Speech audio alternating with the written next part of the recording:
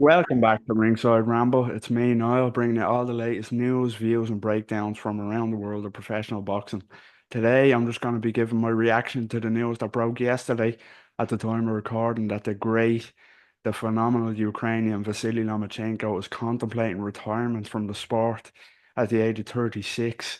The news first broke yesterday online, and yeah, it's been met with some shock. So I'll be giving my reaction to that, but also discussing where his legacy might be, where he might rank in the sports kind of pantheon of greats if he does decide to hang up the gloves. So, yeah, before we jump into the video, please remember, I'd really appreciate it if you could subscribe to the YouTube channel down below, give the video a like, follow us over on X. It really helped me as a boxing fan with a passion looking to kind of start this channel up and engage with as many as possible. So yeah, I'd really appreciate it if you could give me a subscribe, a follow, and all that good stuff. So yeah, let's get into today's video. As I say, the news broke yesterday that Vasily Lomachenko is contemplating retirement from boxing. Yeah, I can understand it in two ways. You know, on one hand, he's 36 years old. He's had a lengthy career, both amateur and pro. He had a lengthy amateur career even before he transitioned over to be a professional. So I can understand, and the injuries have piled up over the last few years. So I can, I wish him well if he does retire. Get out with your faculties, get out with your health intact, and you've left a legacy to be proud of. On the other hand, as a selfish boxing fan, last time out, he fought George Kambosos Jr. in May over in Australia and looked like he hadn't missed a step, to be quite honest with you. Say what you want about George Kambosos Jr. and his kind of ranking in the 135 pound division, the standings at lightweight, but he's a world-class fighter. And Vasily Lomachenko at the age of 36 made him look like he didn't belong in the same ring, like he's done for 95% of his professional career and his amateur career. To be honest, we know his amateur career speaks for itself. Hundreds of fights, hundreds upon hundreds of fights, double Olympic gold medalist, double world champion, European gold medalist. He's one of the greatest amateurs to ever compete in the unpaid ranks. He really is phenomenal, phenomenal talent. He then turns over to the pro ranks. Of course, a lot expected of him. Second fight, fights for a world title against Orlando Salido. Loses still a very close fight, but very controversial circumstances also. We know what happened there with Salido botching the weight, the low blows. People complain about it, but he outproed him. Not to sound too kind of sadistic or um, defending Salido's antics too much, but he outproud him. It is what it is. All is fair in love and war, as they say. This was a big welcome to the pro ranks for Lomachenko. Then in his next fight, coming off that loss, his third fight, he fights for a world title again at featherweight and fights Gary Russell Jr., who Gary Russell Jr. himself looked close to unbeatable, to be honest, up to that point. And Lomachenko spun him on his head. An absolutely incredible performance in that one to defeat Gary Russell Jr. to win a world title in his third professional fight. And then we knew what kind of a phenom, what kind of a monster we were dealing with. And he went on to just forge what is an incredible and, in my opinion, highly disrespected legacy. He won the world title at featherweight, defeated, moved up to 130, defeated outstanding names, as I mentioned, Gary Russell Jr., um, Nicholas Walters, Guillermo Rigondeaux, who, a lot of people say, oh, Rigondeaux, he moved up two weight classes, which is, true, he did. And, that was kind of unfortunate that another genius like that had to move up two weight classes to get a legacy defining fight. But he moved up.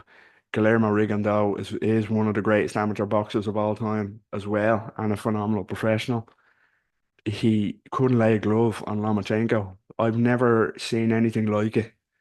As professionals to do that to someone of the quality of Guillermo Rigondeaux, it defies belief. And of course, Rigondeaux ends up quitting on a still.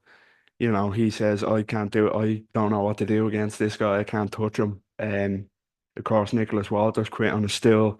He was making world-class fighters want out of the ring. Not that they were getting badly hurt.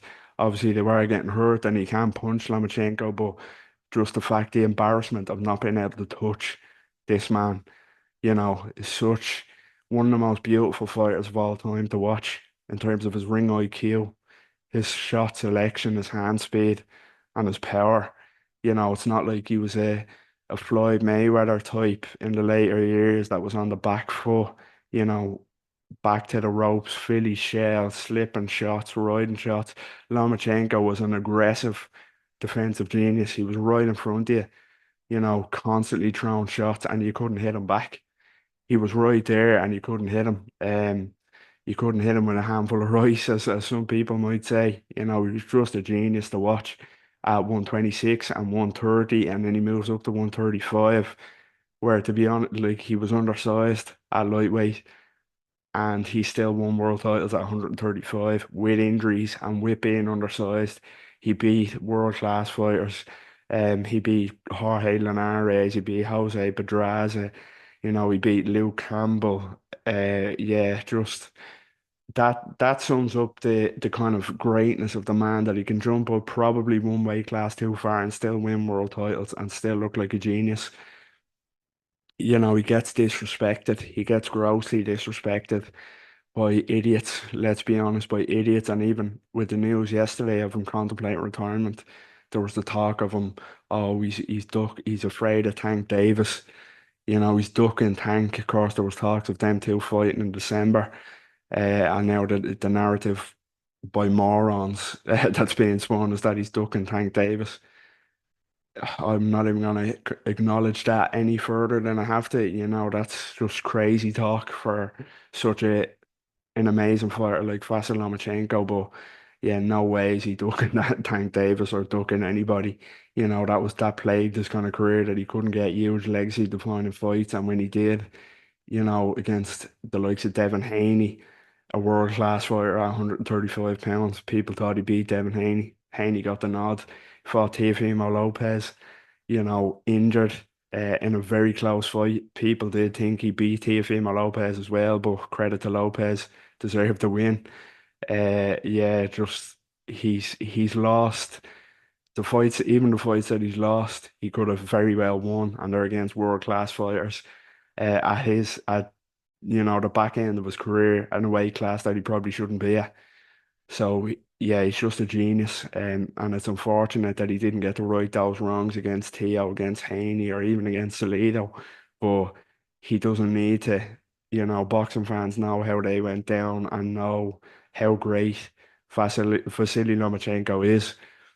Um, in terms of how kind of he's an all-time great, which is crazy to say for someone with a record of 18-3. But look at who he's beaten. Look at, 17 world title fights, I believe it is. Um, I think it was something crazy like that. How he's looked down it. As I said, he's made world class elite level fighters look like they don't belong in the same ring as him at times. He really has. Not to mention the names, the kind of top contenders at lightweight that he's beaten: Richard Commey, Masayoshi Nakatani, George Kambosos last time out. His last fight, we talked about it. He battered George Kambosos. He really did. He looked like he hadn't missed a step in winning that one, and we thought, okay, he's back, and there is some big fights on the horizon. But if he calls it a day, he's one of the greatest fighters we've ever seen, one of the best we've ever seen, and in his prime at 130, 126 and 130, lightweight wasn't even his prime, as we've spoken about in this video, and there's an argument to be made that he could still be the best lightweight in the world, as mental as that sounds, and he's thinking of calling it a day, but there's definitely an argument he is the best 135 pounder. I think he beats Tank Davis personally. Even now, I think he beats Tank. A lot of people call me crazy for that. I think Shakur probably edges him. but I think he beat Tank and he beat everybody else. He's that much of a genius. But in his prime at 126 and 130, I I'd pick him against anybody in history. He's the greatest I've ever seen at those weight classes.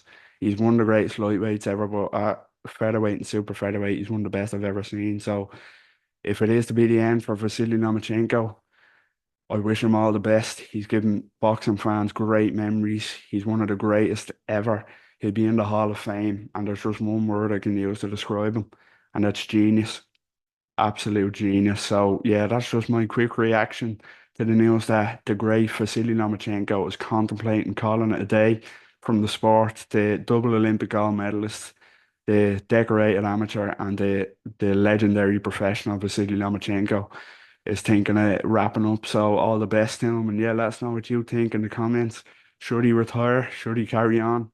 Who does he beat now? You know, does he still beat the likes of Tank Davis or Shakur? And where does he rank among the all-time greats in the sport? Let us know what you think. And as I mentioned at the start of the video, please don't forget to subscribe to the channel. Helps me out a lot. Follow us over on X. And you know, I really appreciate it. And yeah, get involved. I'm looking forward to getting involved with as many of other passionate boxing fans as I can. So yeah, please subscribe and follow and all that good stuff. And thanks for listening. Speak again.